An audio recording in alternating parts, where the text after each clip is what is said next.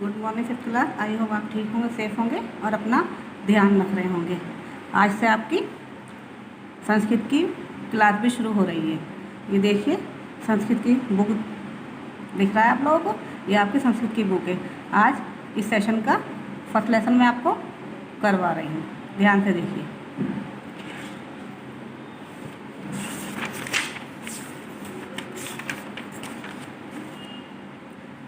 देखिए पहले में क्या है, ये स्टार्टिंग में प्रार्थना है, प्रेयर है। देखिए 2 लाइनों की है, मैं रीड कर रही हूँ, आप ध्यान से सुनिए।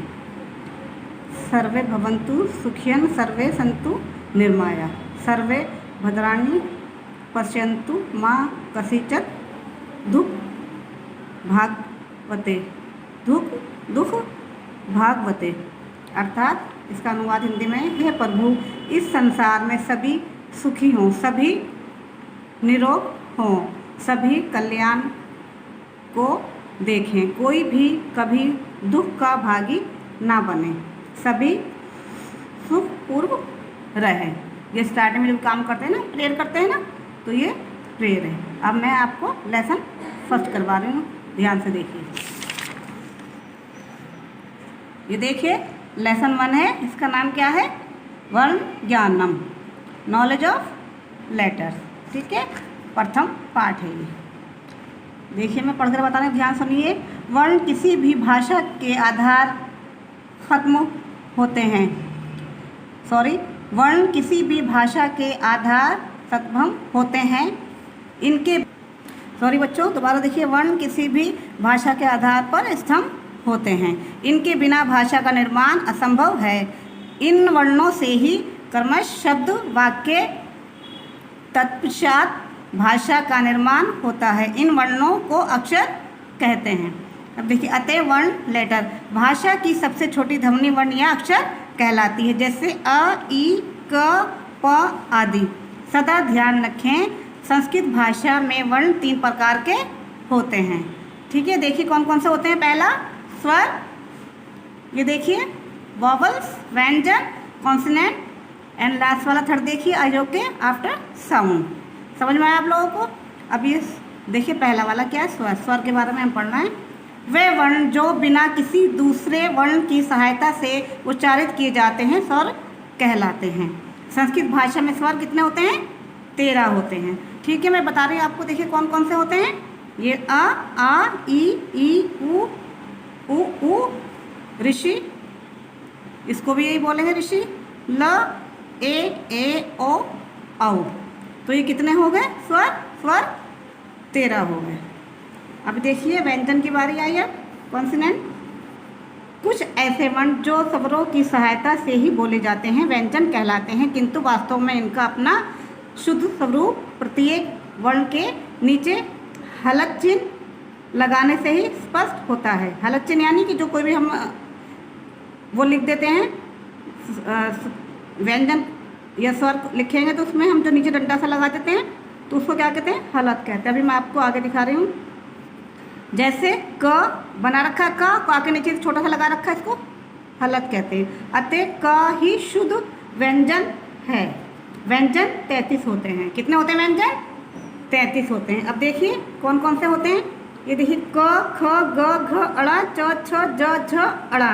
अभी मैंने बताया ना हलक, इनको पहले हमने हिंदी में पढ़ा होगा। हिंदी में हम ऐसा नहीं लगाते हलक, और इसमें जब तक हलक न लगाएं तब तक ये पूरा नहीं होता और इसको शुद्ध नहीं माना जाता जब तक हम ये हलक नहीं लगाते। अब आगे देखते हैं। ट, ठ, ड, ढ, अड़, त, थ, द, ध, न, प, फ, ब, भ, म, य, र, ल, व, श, स, हा।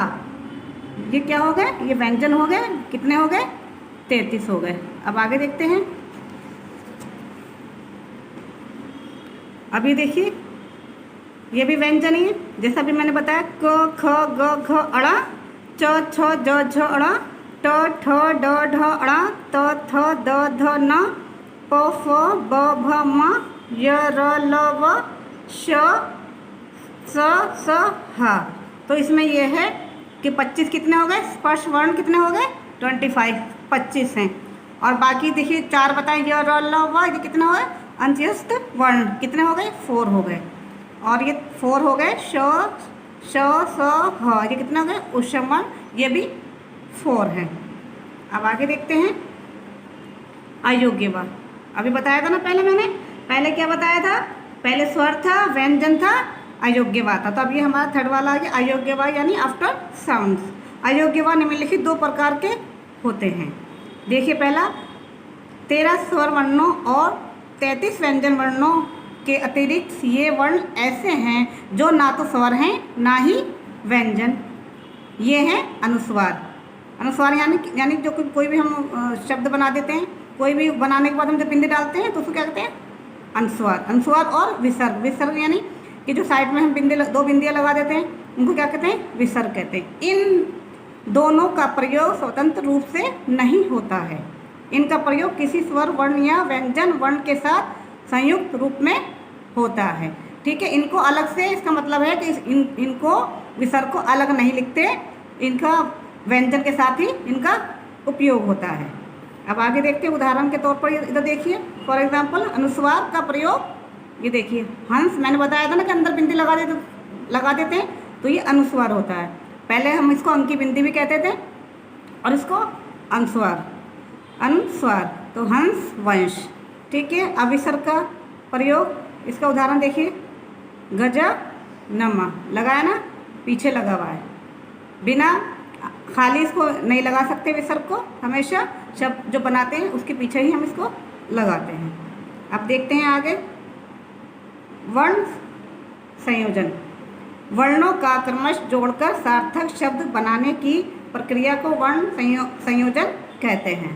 ठीक है, जैसे ग प्लस अ प्लस ज प्लस आ, तो क्या बन गया ये, गज। सेकंड देखिए, प प्लस आ प्लस ठ प्लस आ प्लस क प्लस आ, तो क्या हो गया इसको जोड़कर पाठक। ठीक है, अब हम यहाँ पर देखते हैं नीचे, देखिए वर्ण विन्यास। शब्दों के वर्णों को क्रमश अलग अलग कर देने की प्रक्रिया को वर्ण विन्यास कहते हैं। जैसे सिंपल भाषा में इसको क्या कहेंगे कि हम जो शब्द बने हुए इनको अलग अलग करके लिखना। अभी हमने जो ये करा था ये अलग अलग थे, इसको हमने जोड़कर लिखा। ऐसे भी सिंपल लैंग्वेज में इसको बोल देंगे। और इसको जो शब्द बने हुए हैं इनको अलग अलग करके लिखना है, तो इसको वर्ण विन्यास कहते हैं। जैसे जल बराबर ज अ आ प्लस ला प्लस आ, तो क्या हो गया ये जाल। तो जाल जो है तो हमने इसको अलग अलग करके ऐसे लिखा है। अभी देखिए मीन, तो जो हम बिंदी लगाते हैं ना तो उसमें थोड़ी आ की सी आवाज़ भी आ जाती है, आ की। हिंदी में तो मीन ही बोलेंगे और जो संस्कृत में थोड़ा सा इसमें आ की आवाज़ आ जाती है, मीन ना। म प्लस ई प्लस ना प्लस आ, तो क्या बन गया ये, मीन। अब आगे क्या हो गया ये, देखो दोबारा बताऊं, जाल ज प्लस आ प्लस ला प्लस आ प्लस, और ये भी तो है इसमें बिंदियाँ लगी हुई। ठीक है, इनको क्या क्या बताया मैंने अभी, इनको विसर्ग कहते हैं। ठीक है, ये जोड़ कर बन गया, जुड़ा हुआ था, इसको अलग अलग करके लिख दिया हमने, हो गया जाल। अब ये देखिए मीना, म प्लस ई प्लस ना प्लस आ प्लस ये बिंदियाँ लगी हैं। किसकी बिंदियाँ लगी हुई हैं, विसर्ग की बिंदियाँ लगी हुई हैं। तो ये क्या हो गया, मीन। अलग अलग करके हम इसको ऐसे लिखेंगे। ठीक है, अब आगे देखते हैं।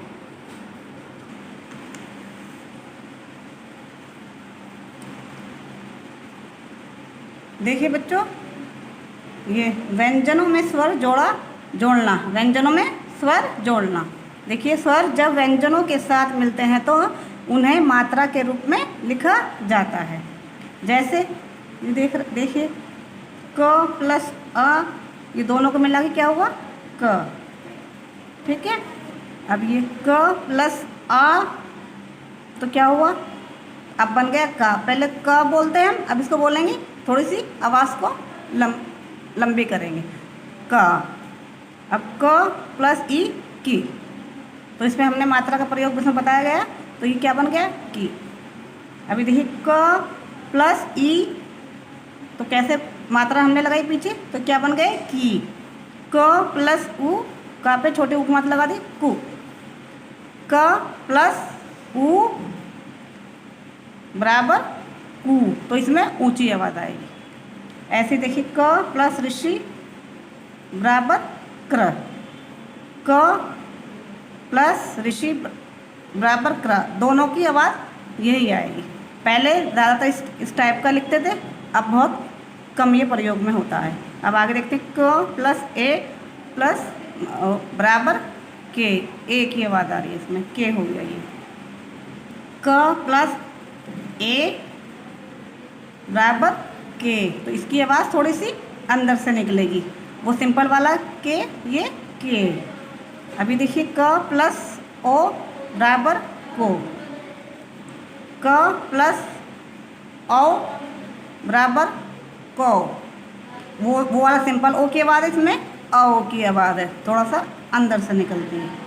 ठीक है, अब आगे देखिए संयुक्त वर्ण। ठीक है, कंबाइंड लेटर्स, जब दो व्यंजन परस्पर जुड़ जाते हैं तब वे संयुक्त वर्ण कहलाते हैं। जैसे क प्लस श क्या हो गया श, त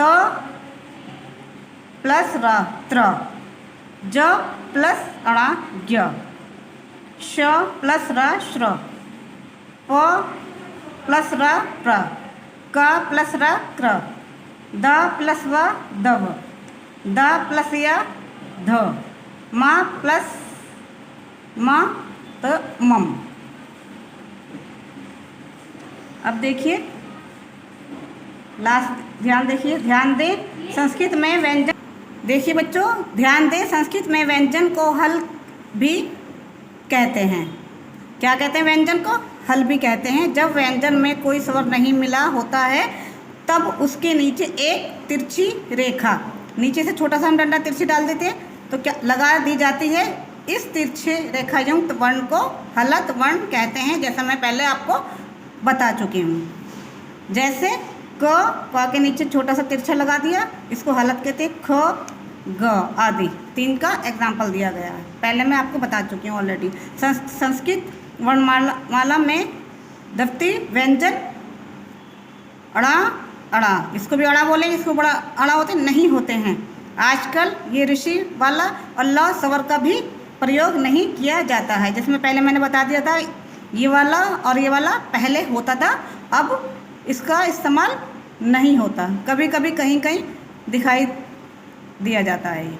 और ये वाला बताया था कि ये भी व्यंजन से अलग है। बच्चों आज मैं आपको बता रही हूँ कि आपको कौन कौन सा काम कॉपी में करना है। एक संस्कृत कॉपी आपको बनानी है, उसमें जो मैं काम बताऊंगी वो करना है नीट एंड क्लीन। जब आप ये काम करके PDF बना के भेजोगे तो इसी के बेस के ऊपर आपकी अटेंडेंस लगेगी, इसी के बेस के ऊपर आपके मार्क्स जोड़े जाएंगे। ये देखिए ये वाला करना है आपको, ऐसे ही कॉपी में करना है।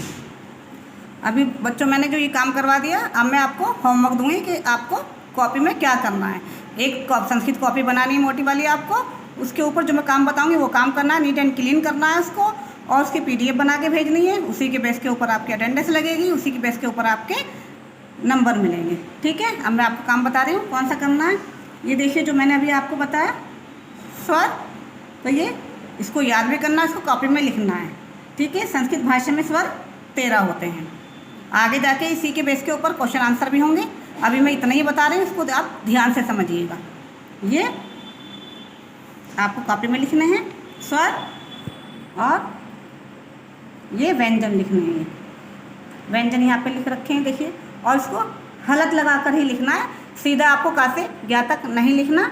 जिस टाइप से लिखा हुआ है उसी टाइप से आपको, संस्कृत भाषा में मैंने पहले भी अभी बता चुकी, जब तक हम ये हलत नहीं लगाते तो ये मुकम्मल नहीं होता, ये अधूरा रहता है, अशुद्ध रहता है ये। ठीक है, ये आपको व्यंजन 33 होते हैं ऐसा लिखना, उसके बाद में आपको व्यंजन लिखना है।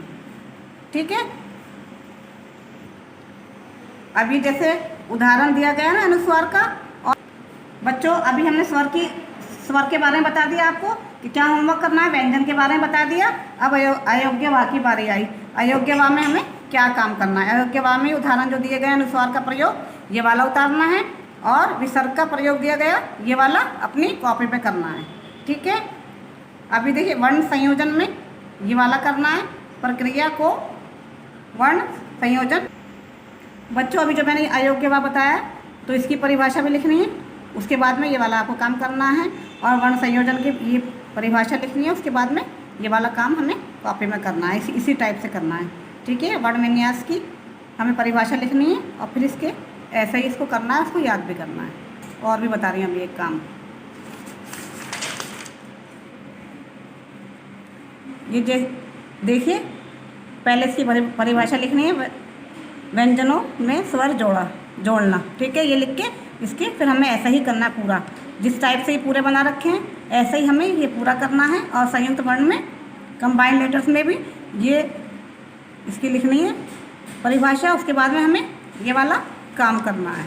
ठीक है, अभी मैंने बताया आपको ये संस्कृत कॉपी में करना है, नीट एंड क्लियर करना है, PDF बना के भेजनी है, इसी की बेस के ऊपर आपके अटेंडेंस लगेगी और उसके मार्क्स लगेंगे। बाय बच्चों।